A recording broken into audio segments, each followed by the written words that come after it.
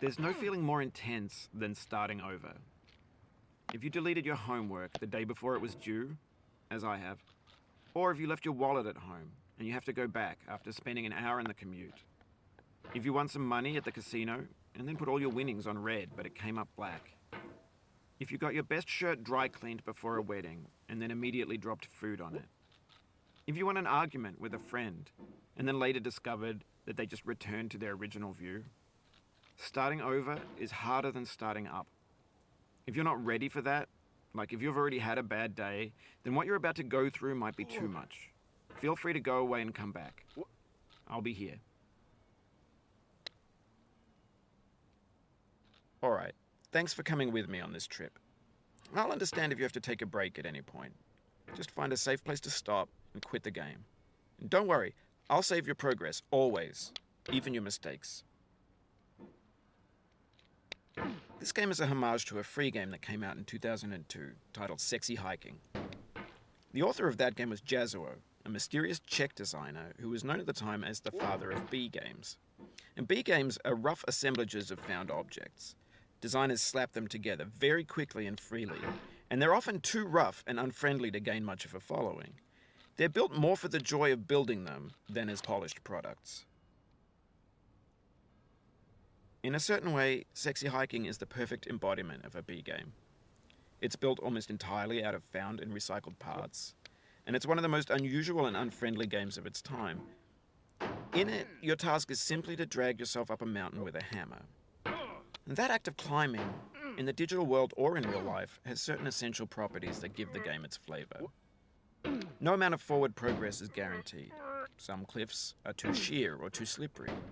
And the player is constantly, unremittingly in danger of falling and losing everything. Anyway, when you start Sexy Hiking, you're standing next to this dead tree that blocks the way to the entire rest of the game. It might take you an hour to get over that tree, and a lot of people never got past it. You prod and you poke at it, exploring the limits of your reach and your strength, trying to find a way up and over. And there's a sense of truth in that lack of compromise. Most obstacles in video game worlds are fake. You can be completely confident in your ability to get through them once you have the correct method or the correct equipment or just by spending enough time. In that sense, every pixelated obstacle in Sexy Hiking is real. The obstacles in Sexy Hiking are unyielding, and that makes the game uniquely frustrating. But I'm not sure Jazuo intended to make a frustrating game. The frustration is just essential to the act of climbing, and it's authentic to the process of building a game about climbing. A funny thing happened to me as I was building this mountain. I'd have an idea for a new obstacle, and I'd build it, test it, and it would usually turn out to be unreasonably hard. But I couldn't bring myself to make it easier. It already felt like my inability to get past the new obstacle was my fault as a player rather than as a builder. Imaginary mountains build themselves from our efforts to climb them, and it's our repeated attempts to reach the summit that turns those mountains into something real. When you're building a video game world, you're building with ideas, and that can be like working with quickset cement. You mold your ideas into a certain shape that can be played with, and in the process of playing with them, they begin to harden and set until they're immutable, like rock. And at that point, you can't change the world, not without breaking it into pieces and starting fresh with new ideas.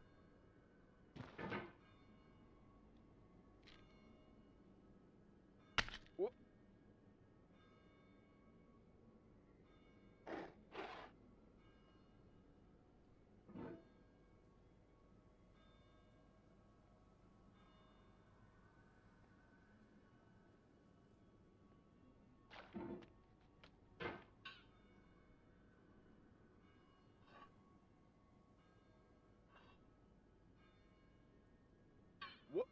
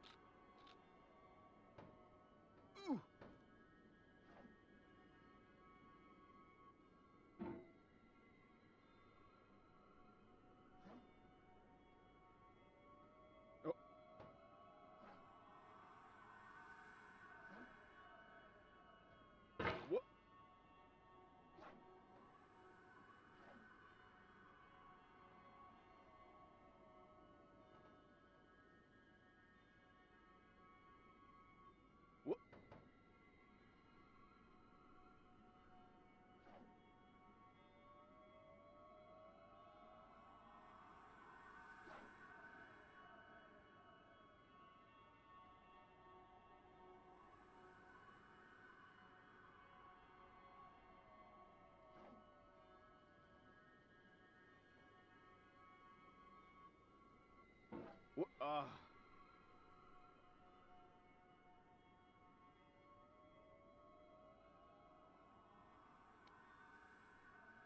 What?